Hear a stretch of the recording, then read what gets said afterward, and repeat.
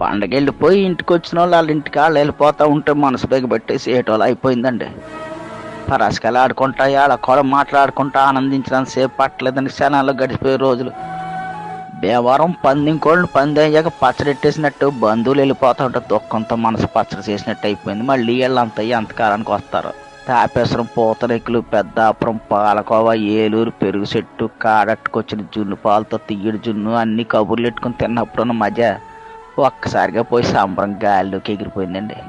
కళ్ళకి మసకేసి చీకటి కమ్మినట్టు అయిపోయిందండి. ఇప్పుడిప్పుడే దిగుతున్న మామిడి పిందులతో మెంతి బదులు ఎడితే పిల్లలకి తీసుకుంటా కంచాల మీద కలపడ్డారు. ఇవన్నీ రుచి కుదరడం వల్ల అనుకున్నాం, కానీ చుట్టాలతో వచ్చిన పిల్లలతో జత కట్టిన సరదాలని నిజం తెలియలేదండి. అదే పచ్చడి పుట్టెడితే బొడ్డోళ్ళు ఎవరు కంచం వైపు రావట్లేదు. చాలా కాలం తర్వాత వచ్చిన ఆడబిడ్డలు కళ్ళు నీళ్ళు ఎట్టుకుంటూ ఇంటికి వెళ్ళేటప్పుడు కాళ్ళకి దండాలు ఎడతా ఉంటే లోపలికి ఎక్కేసినట్టు అనిపించిందండి. ఏం చేస్తామండి, ఎవరి సంసారాలు వాళ్ళే.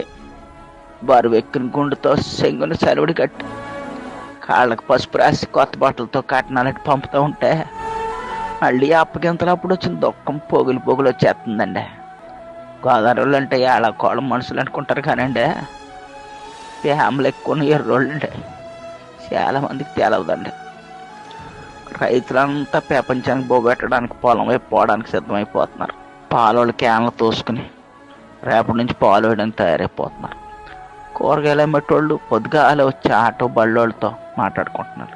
ప్రతి ఊళ్ళో జనం గుంపులు గుంపులుగా బస్ స్టాండింగ్లో, రైల్ స్టేషన్లో ఆపడుతున్నారండి. చూస్తూ ఉండగానే అయిపోయిందండి పెద్ద పండుగ. వెళ్తా మా మానెళ్ళు మేనగోళ్ళు యాసంశాలకు వస్తామా అంటూ ఏడుతూ వెళ్ళిపోతుంటే గొంతులు ఏదో అడ్డన్నట్టు అయిపోయిందండి. ఆ పిల్లలు మొక్కలు చూస్తే జాలేస్తుందండి. హాయిగా ఆడుకుంటూ నవ్వుతూ తుళ్ళుతూ పండగ గడిపేశారు.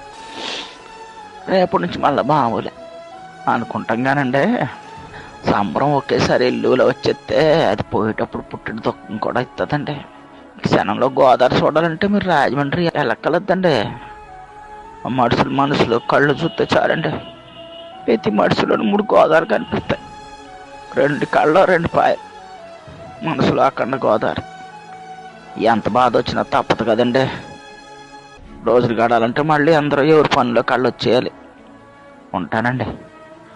దేవుడు మనందరికీ మంచి అని కోరుకుంటాం.